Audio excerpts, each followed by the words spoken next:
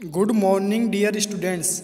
My name is Pawan Kumar Sharma. I am the faculty of Electrical Engineering Department in SDIT College Dausa. आज हम electrical material के lecture number 11 के बारे में बात करेंगे। I am the faculty of electrical engineering department in Shri Digambar institute of technology Dausa. पिछले lecture में हमने डिस्कस किया था इलेक्ट्रिकल मटेरियल के कुछ चीज़ों के बारे में, जिसमें हमारा जो मेनली टॉपिक था वो हमारा इलेक्ट्रिकल मटेरियल से रिलेटेड था, जिसमें हमारा elementary material and science concept unit के बारे में डिस्कस किया था। आज उसी यूनिट के लेक्चर नंबर 11 के बारे में हम डिस्कस कर रहे हैं, जिसमें हमारा जो टॉपिक है वो है elementary material and science concept से रिलेटेड है। Electrical material BTech 5th sem electrical branch. Comparison among conductor, semiconductor and insulator, यानी सेमीकंडक्टर, कंडक्टर और इंसुलेटर में कंपैरिजन कराना, मतलब अंतर क्या क्या है। इंसुलेटर, सेमीकंडक्टर और कंडक्टर्स का कंपैरिजन कराना। तो comparison among conductors, semiconductors and insulator हमारा टॉपिक है। तो सबसे पहले इंसुलेटर की बात करते हैं। तो इंसुलेटर ये है जो इंसुलेटर में जो कंडक्शन बैंड एक पाया जाता है बैलेंस बैंड, और दूसरा होता है कंडक्शन बैंड। बैलेंस बैंड में इसके बैलेंस सेल में इलेक्ट्रॉन्स पाए जाते हैं। तो यहाँ पे जो इसमें जो एनर्जी गैप की वैल्यू होती है इंसुलेटर के केस में, फॉरबिडन एनर्जी गैप होता है, वो बहुत ज़्यादा होता है। और सेमीकंडक्टर के केस में फॉरबिडन एनर्जी गैप जो मेटल्स और कंडक्टर से तो कम होता है, लेकिन जो इंसुलेटर से ज़्यादा होता है। इसमें एनर्जी गैप पाया जाता है। और कंडक्शन बैंड में क्या होता है, ये क्या है, ओवरलैपिंग रीजन में रहते हैं। मतलब कंडक्शन बैंड और बैलेंस बैंड दोनों एक दूसरे को ओवरलैप कर जाते हैं। ये क्या है, ओवरलैप रीजन, मतलब इसमें एनर्जी गैप की वैल्यू क्या है, 0 है।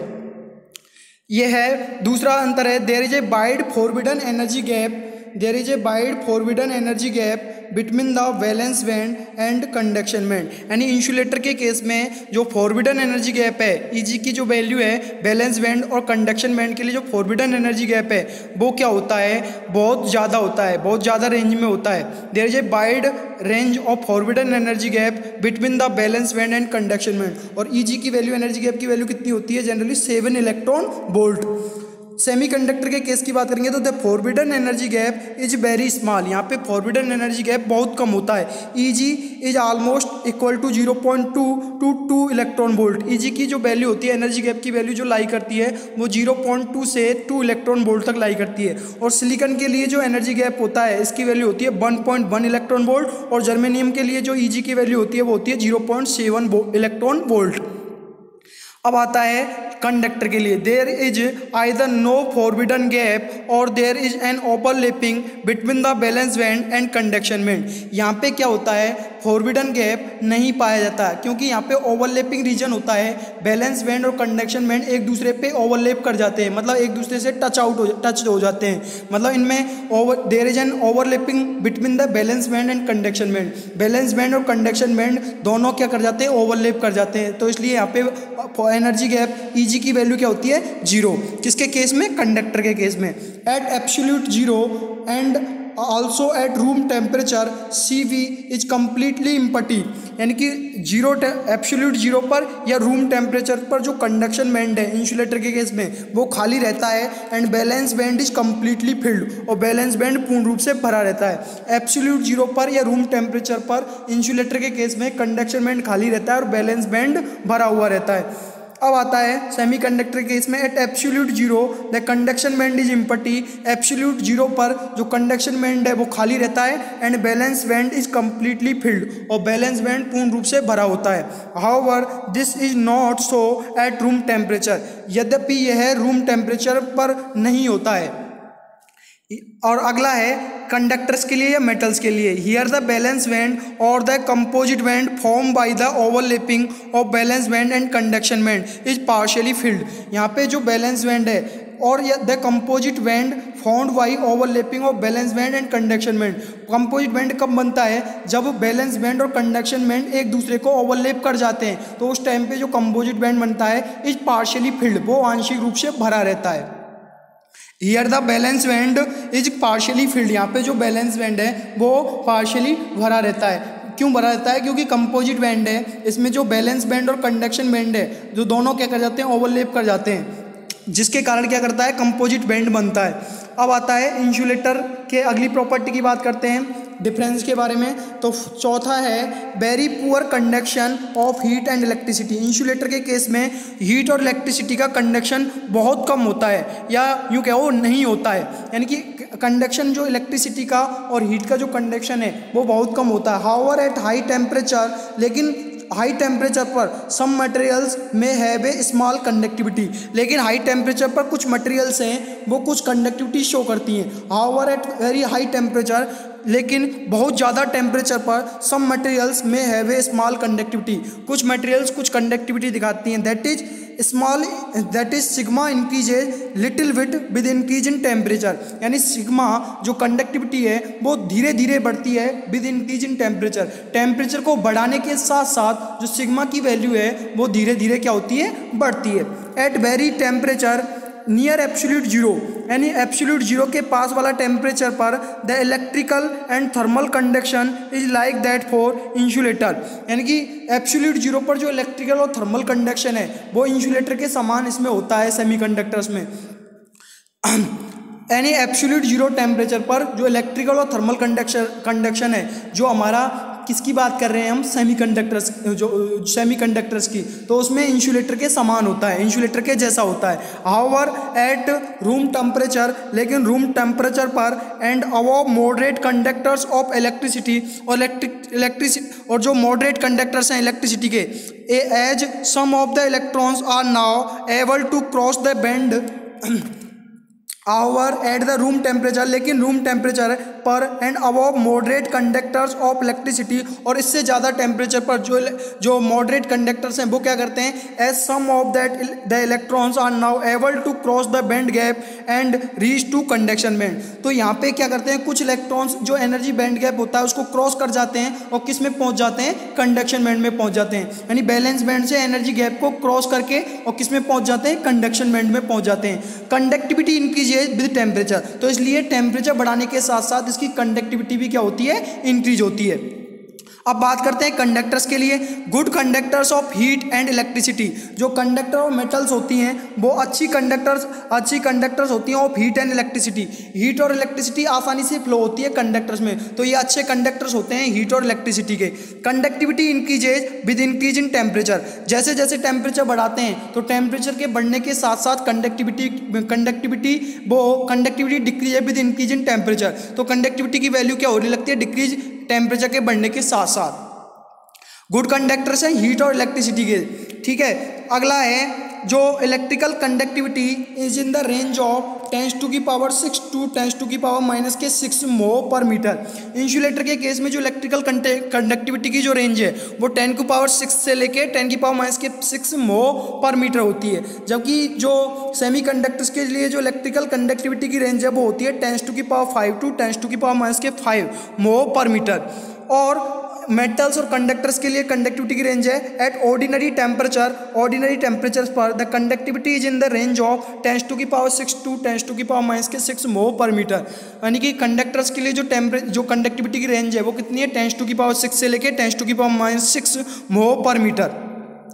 हाँ, अब आता है हमारा अगला डिफरेंस आता है negligible free electron concentration. Insulator के केस में फ्री इलेक्ट्रॉन्स की जो कंसंट्रेशन है वो ना के बराबर होती है। सेमीकंडक्टर्स में electric current is constitute bye electrons and holes, electric current जो फ्लो होता है वो दोनों की वजह से फ्लो होता है, इलेक्ट्रॉन और होल्स दोनों के द्वारा फ्लो होता है। Small free electron concentration which increases with increase in temperature, यानी कुछ फ्री इलेक्ट्रॉन्स की जो कंसंट्रेशन के कारण होल्स और कुछ फ्री इलेक्ट्रॉन्स की कंसंट्रेशन के कारण क्या होता है, इलेक्ट्रिक करंट फ्लो होता है विच increases with increase in temperature, जो टेम्परेचर के साथ साथ क्या होती है, इंक्रीज होती है।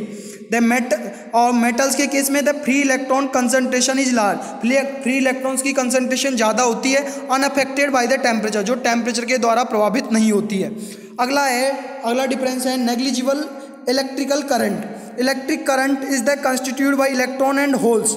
यहाँ पे जो इंसुलेटर के केस में इलेक्ट्रिक करंट है वो ना के बराबर होता है, लेकिन जब हम बात करते हैं सेमीकंडक्टर्स के लिए तो electric current is constitute bye electrons and holes. तो इलेक्ट्रिक करंट किसके द्वारा बनता है? इलेक्ट्रॉन्स और होल्स के द्वारा बनता है। द इलेक्ट्रिक करंट जो कंडक्टर या मेटल्स के केस की बात करें तो electric current conduction is very large. Electric current का कंडक्शन ज़्यादा होता है even in the presence of a very small electric field, यानी बहुत कम यदि इलेक्ट्रिक फील्ड भी अप्लाई कर रहे हैं तो उसकी उपस्थिति में भी जो कंडक्शन है, इलेक्ट्रिक करंट का कंडक्शन है वो ज़्यादा होता है। एग्जाम्पल क्या है इंसुलेटर के? एग्जाम्पल हैं डायमंड है, ग्लास है, माइका है, वुड है एंड प्लास्टिक ETC। अब है जो सेमीकंडक्टर्स के एग्जाम्पल हैं जर्मेनियम, सिलिकॉन, कंपाउंड सेमीकंडक्टर्स जैसे gallium arsenide, indium phosphide, CuS ETC। अगला है जो इसके एग्जाम्पल कंडक्टर ऑफ मेटल्स के Au ऑरम यानी gold, Ag silver, copper, platinum, Hg mercury ETC। Atomic structure and electronic configuration.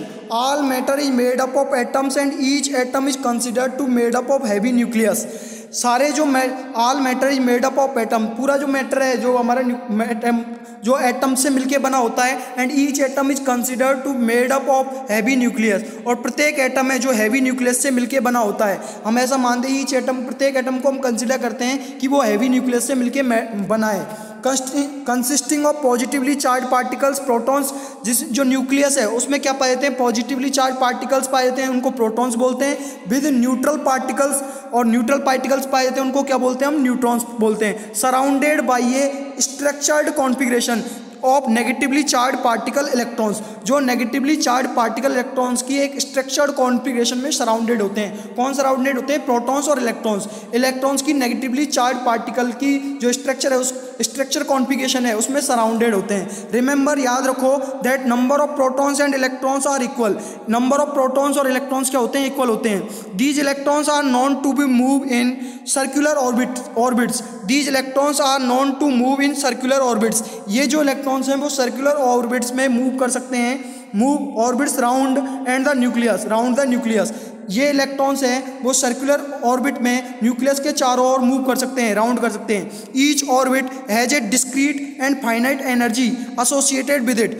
प्रत्येक ऑर्बिट की फाइनाइट इसकी खुद की प्रत्येक ऑर्बिट की एनर्जी है जो इसके साथ जुड़ी हुई होती है। So sometimes these orbits are also referred to energy states और एनर्जी लेवल्स। इसलिए इन ऑर्बिट्स को हम कभी कभी क्या बोल सकते हैं? एनर्जी स्टेट भी बोल सकते हैं, एनर्जी की स्टेट बोल सकते हैं, या एनर्जी लेवल बोल सकते हैं। एनर्जी रेफर्ड भी एनर्जी लेवल भी कहते हैं, या एनर्जी स्टेट भी इन्हें कहते हैं। इन ऑर्बिट को हम क्या बोलते हैं? एनर्जी स्टेट बोल सकते हैं या एनर्जी लेवल भी कहते हैं। The lowest energy state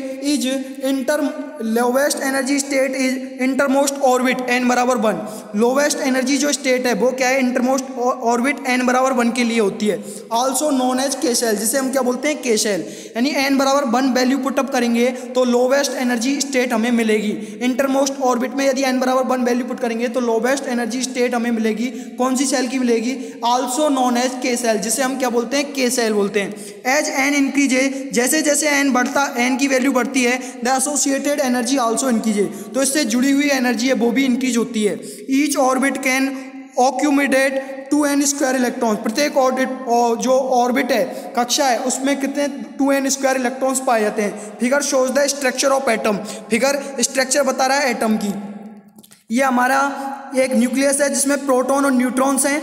इसके बाद में जो हमारी ये ऑर्बिट्स हैं के n बराबर 1 के सेल के लिए, n बराबर 2 रखेंगे तो L सेल मिल जाएगी, और n बराबर 3 रखेंगे तो M सेल बन जाएगी। यदि n बराबर 1 लिखेंगे तो इसका जो फॉर्मूला होता है के सेल निकालने का, के सेल में कितने इलेक्ट्रॉन्स फुलफिल कर सकते हैं, तो के सेल में मैक्सिमम नंबर ऑफ इलेक्ट्रॉन्स कितने होते हैं, तो उसका फॉर्मूला होता है 2n²। तो n बराबर 1 रखेंगे तो 2 × 1 का स्क्वायर, तो कितना आ जाएगा? 2 इलेक्ट्रॉन्स। तो मैक्सिमम नंबर ऑफ इलेक्ट्रॉन्स के सेल में कितने होंगे? 2 इलेक्ट्रॉन्स होंगे। n बराबर 2 रखेंगे तो 2n², 2 × 2 का स्क्वायर, 4 दूनी 8। तो L सेल में कितने इलेक्ट्रॉन्स बने? मैक्सिमम नंबर ऑफ इलेक्ट्रॉन्स कितने होंगे? 8 इलेक्ट्रॉन्स। इसी तरीके से n बराबर 3 रखेंगे 2n² फॉर्मूले में, तो 2 × 3 का स्क्वायर, 3 का स्क्वायर होता है 3 का स्क्वायर 9, 9 दूनी 18। तो M सेल में कितने इलेक्ट्रॉन होंगे? 18। इसी तरीके से n सेल के लिए निकालेंगे तो n बराबर 4 रखेंगे तो वहाँ पे 2n² वाले फॉर्मूले रख देंगे, उतने नंबर ऑफ मैक्सिमम इलेक्ट्रॉन भर सकते हैं। तो जैसे जैसे हमारा जैसे जैसे जो एन की वैल्यू इंक्रीज हो रही है वैसे वैसे एसोसिएट एनर्जी भी क्या होती है, इंक्रीज होती है। Electrons absorb energy to move to the higher energy states. Electron energy को एब्जॉर्ब करता है तो वो क्या करता है, हायर एनर्जी स्टेट में चला जाता है। यदि इलेक्ट्रॉन एनर्जी को एब्जॉर्ब कर रहा है तो वो क्या करता है, हायर एनर्जी स्टेट में चला जाता है। तो कहाँ पे मूव कर जाता है, वो हायर एनर्जी स्टेट में मूव कर जाता है। यदि इलेक्ट्रॉन एनर्जी को एब्जॉर्ब कर रहा है तो वो उस एनर्जी को एब्जॉर्ब करने के द्वारा हायर एनर्जी स्टेट में मूव कर जाता है। And release energy when it fall down to lower energy state. और एनर्जी को रिलीज कब करेगा इलेक्ट्रॉन, जब ये लोअर एनर्जी स्टेट में गिरेगा, जाएगा। Atomic number of an element denotes the number of protons.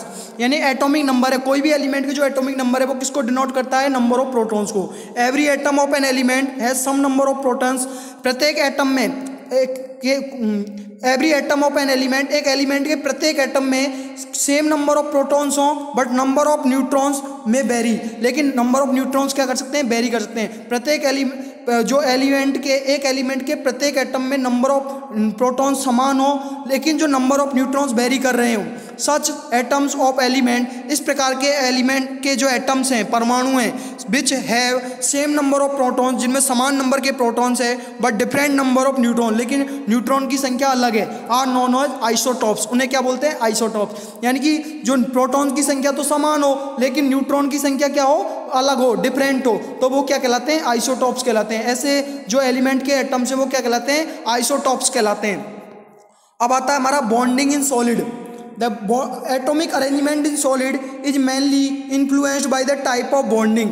Atomic arrangement है solid में, वो mainly जो प्रभावित होता है वो bonding के type के द्वारा प्रभावित होता है। That holds them together, जो उनको hold करके रखता है। Bond hold atoms at certain distance. Bond क्या करते हैं, जो एटम्स हैं उनको एक निश्चित डिस्टेंस पर क्या करते हैं, होल्ड रखते हैं। Such that the inter atomic forces balance each other, ताकि उनके बीच में जो इंटर एटॉमिक फोर्सेज लग रहे हैं वो एक दूसरे को बैलेंस करते हैं। The bonding forces in crystal can be divided into 4 types. यानी बॉन्डिंग फोर्स जो लग रहा है क्रिस्टल में वो उसको 4 तरीके से डिवाइड किया गया है। आयोनिक बॉन्डिंग और इलेक्ट्रोस्टैटिक बॉन्डिंग, दूसरा है कोवालेंट बॉन्डिंग और एटॉमिक बॉन्डिंग, तीसरा है मेटालिक बॉन्डिंग, चौथा है वैन डेर वाल्स बॉन्डिंग। पहला है ionic bonding. In certain crystals the crystal structure is made up of positive and negative ions. कुछ क्रिस्टल में जो क्रिस्टल की जो स्ट्रक्चर है वो पॉजिटिव और नेगेटिव आयंस से मिलकर बनी होती है। प्लेस्ड इन अल्टरनेट पोजीशन, जिन्हें हम अल्टरनेट पोजीशन पर प्लेस करते हैं। The crystal as a whole is electrically neutral. The negative and positive charge on ions are equal. यानी नेगेटिव और पॉजिटिव चार्ज की जो वैल्यू होती है, negative and positive charge on ions, ions पर जो नेगेटिव और पॉजिटिव चार्ज है वो इक्वल होता है। The ions are stable in electron configuration. Electron configuration में ये आयंस क्या होते हैं, स्टेबल होते हैं। For example in NaCl crystal में Na+ ions and Cl- ions forms the crystal. NaCl crystal में क्या होते हैं, Na+ आयन और Cl- आयन क्या बनाते हैं, क्रिस्टल स्ट्रक्चर बनाते हैं, form the crystal structure. Both these ions have stable seat structure. इन दोनों आयंस की जो सीट स्ट्रक्चर होती है वो स्टेबल होती है। The arrangement of positive and negative ions is shown in figure. Figure में दर्शाया गया है पॉजिटिव और नेगेटिव आयंस का arrangement. In this arrangement, for ions, it's never has an opposite charge. In this arrangement, for any ions, कोई भी ions के लिए it's never, इसका जो पड़ोसी है an opposite charge, उसके पड़ोसी पे क्या है, अपोजिट चार्ज है। Consequently, attractive forces are more predominant. तो यहाँ पे क्या लगेंगे, परिणाम स्वरूप अट्रैक्टिव फोर्सेज ज़्यादा लगेंगे as compare to repulsive forces. यानी रिपल्सिव फोर्सेज की तुलना में अट्रैक्टिव फोर्सेज क्या लगेंगे, ज़्यादा। जैसे कि ये दिखाया गया है Na+ प्लस के Cl- रिएक्शन कराई तो क्या बन गया, NaCl का क्रिस्टल बन गया। और NaCl क्या बन गया, सॉलिड। Na+ प्लस के Cl- रिएक्शन कराई तो क्या बना, NaCl क्रिस्टल बना और NaCl सॉलिड। तो ये हमारा NaCl का एग्जांपल है जिसमें Na के जो पॉजिटिव आयंस है वो Na के होते हैं और जो क्लोरीन के नेगेटिव आयंस होते हैं और सोडियम के पॉजिटिव आयंस होते हैं। अब आता है this ionic bonding is valid up to a particular distance between the opposite charges. ये जो आयोनिक बॉन्डिंग है वो अपोजिट चार्जेज के बीच में पर्टिकुलर डिस्टेंस के लिए वैलिड है। For smaller distance the repulsive forces become significant. Smaller distance के लिए जो रिपल्सिव फोर्सेज हैं वो बनते हैं and the crystal structure is no more stable, और क्रिस्टल स्ट्रक्चर स्टेबल नहीं रहती। Ionic crystals are found by element of group first and group 7। Ionic crystals जो बनते हैं ग्रुप फर्स्ट और ग्रुप 7 के द्वारा, एलिमेंटों के द्वारा बनते हैं। The cohesive energy of an ionic crystal is equal to the energy required to transform the crystal into a system of isolated ions. Hence these crystals are poor conductors of electricity।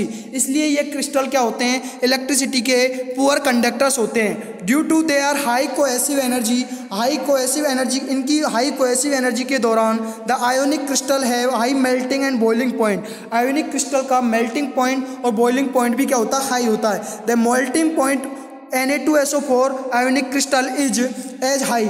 Melting point है जो Na2SO4 crystal का वो कितना होता है, 1157 kelvin. Ionic compounds are soluble in water. Ionic compounds है जो water में सॉल्यूबल होते हैं, वाटर में घुलनशील है, but insoluble in organic solvents. लेकिन जो घुलनशील नहीं है वो किस में नहीं है, ऑर्गेनिक सॉल्वेंट्स में ये घुलनशील नहीं है, इनसॉल्यूबल है।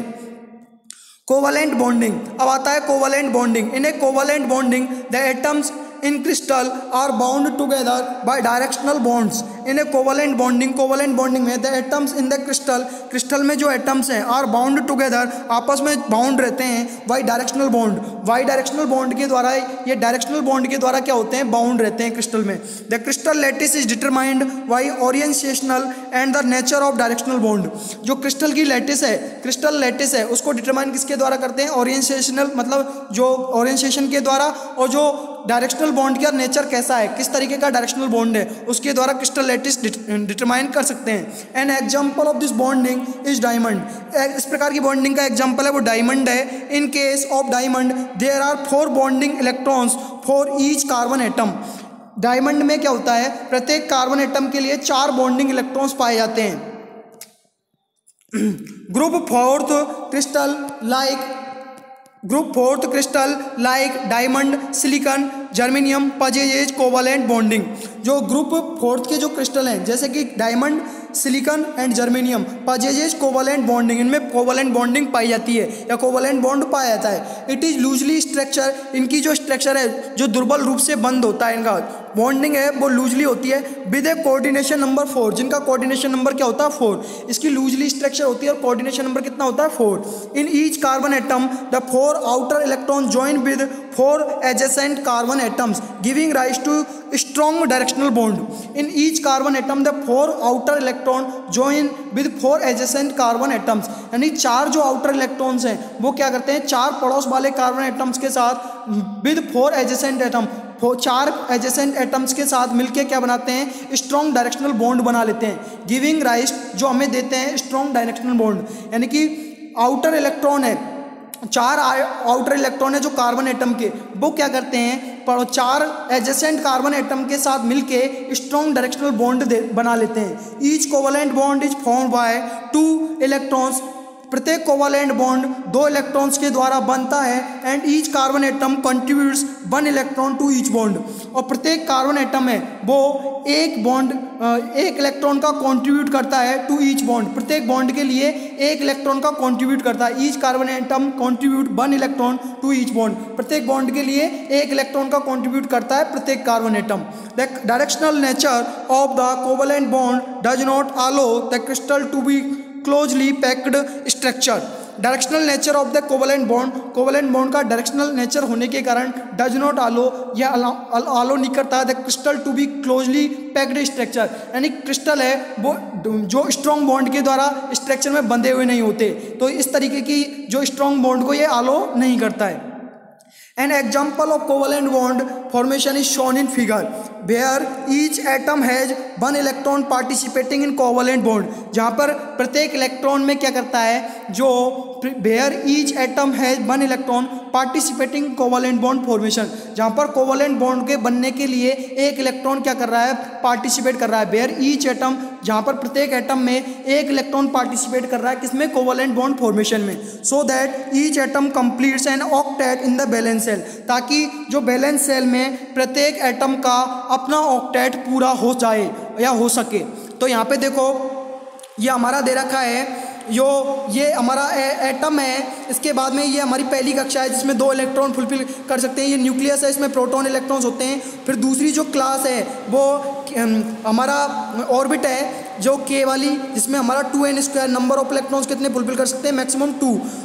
जो तीसरा जो हमारा जो स्फीयर नुमा बनाया रखा है वो इसमें मैक्सिमम जो ये एल शेल को बताती है, जिसमें हम कितने इलेक्ट्रॉन फुलफिल कर सकते हैं, 2 × 2 का स्क्वायर 8 इलेक्ट्रॉन फुलफिल कर सकते हैं। लेकिन देखो यहाँ पे ये साझा कर रहा है, एक बॉन्ड का ये साझा कर रहा है, एक बॉन्ड का ये साझा कर रहा है। यहाँ पे कितना है, 1 2 3 4 5 6, और यहाँ पे कितना चाहिए मेरे को, 8 चाहिए। तो एक इलेक्ट्रॉन ये कोवलेंट बॉन्ड बना लें, ये बीच में जो बन रहा है वो कोवलेंट बॉन्ड बन रहा है ताकि ऑक्टेट पूरा हो जाए। ऑक्टेट पूरा होने के लिए क्या बनाते हैं, कोवलेंट बॉन्ड। 1 2 3 4 5 6, तो ये क्या बन गया, देखो ये वाला बॉन्ड है वो क्या है, कोवलेंट बॉन्ड है। ठीक है, आगे है covalent bond formation. Covalent compounds are generally insulators and insoluble in waters.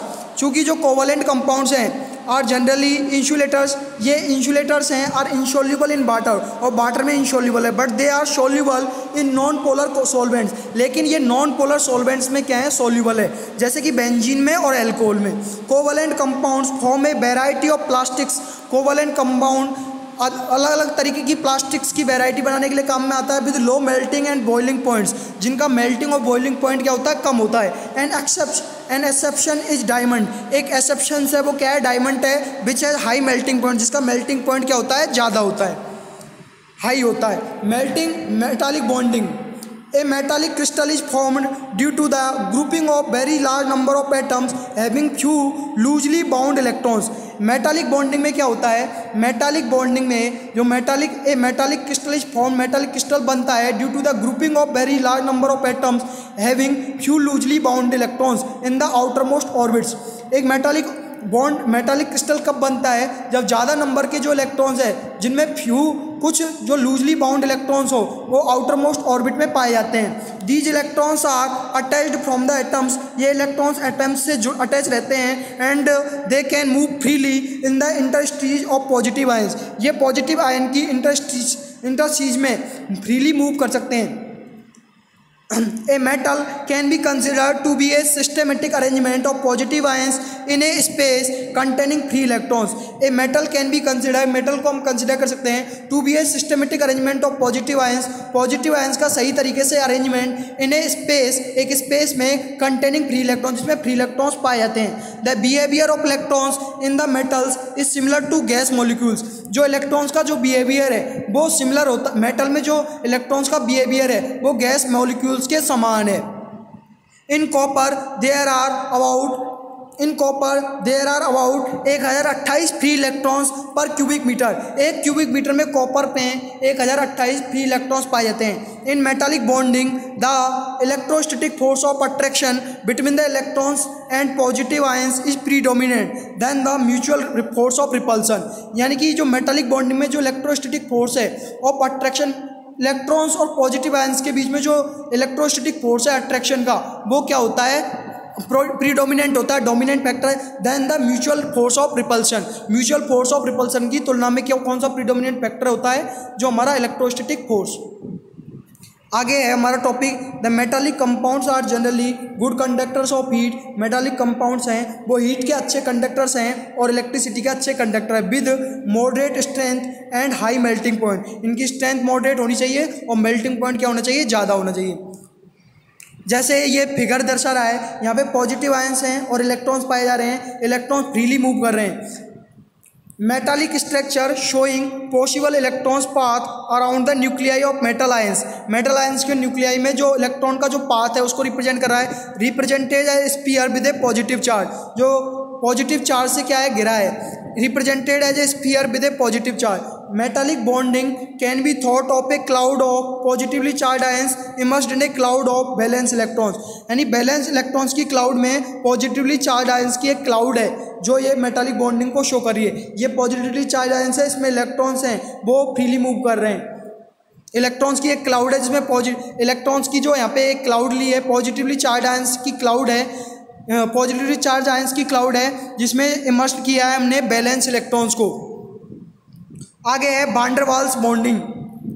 Van der Waals bonds are present in almost all materials to the some extent. van der Waals bond है वो लगभग सारी materials में कुछ extent तक पाया जाता है. It is particularly important in polymers and plastic. है पॉलीमर्स और प्लास्टिक्स में पर्टिकुलरली इम्पोर्टेंट है. व्हेन आयोनिक और कोवलेंट बॉन्ड्स आर प्रेजेंट, जब इसमें कोवलेंट बॉन्ड और आयोनिक बॉन्ड पाया जाता है, there happens to be some imbalance of electric charge of the molecule. तो मॉलिक्यूल के जो इलेक्ट्रिक चार्ज में कुछ इम्बैलेंस हो जाता है, which creates a microscopic separation of positive और नेगेटिव चार्ज सेंटर्स. जो क्या करता है, पॉजिटिव और नेगेटिव चार्ज सेंटर्स को माइक्रोस्कोपिक सेपरेट रखता है. This result in electrostatic attraction between such polar molecules. इसलिए इस प्रकार के पोलर मॉलिक्यूल्स के बीच में इलेक्ट्रोस्टैटिक अट्रैक्शन होता है. परिणाम स्वरूप इस प्रकार के पोलर मॉलिक्यूल्स के बीच में क्या होता है, इलेक्ट्रोस्टैटिक अट्रैक्शन होता है. This attraction is called van der Waals bond. यह अट्रैक्शन है जो van der Waals बॉन्ड कहलाता है. Solid held together by these forces have lower melting points. Solid held together by these forces, यदि solid इस प्रकार के फोर्सेज के द्वारा हेल्ड है, जुड़े हैं, हैव लोअर मेल्टिंग पॉइंट, तो इनका मेल्टिंग पॉइंट कम होता है. Are softer as compare to solid, और ये सॉलिड की तुलना में क्या होते हैं, सॉफ्टर होते हैं. Held together by strong ionic और कोवलेंट और metallic bond.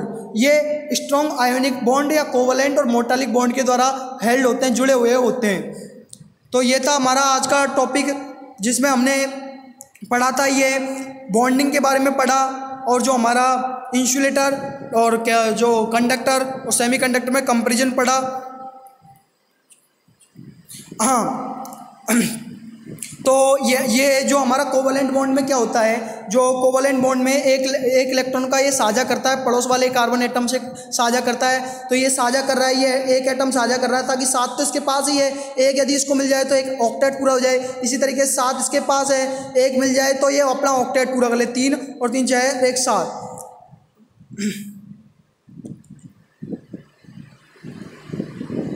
Thank you dear students, thank you dear students, thank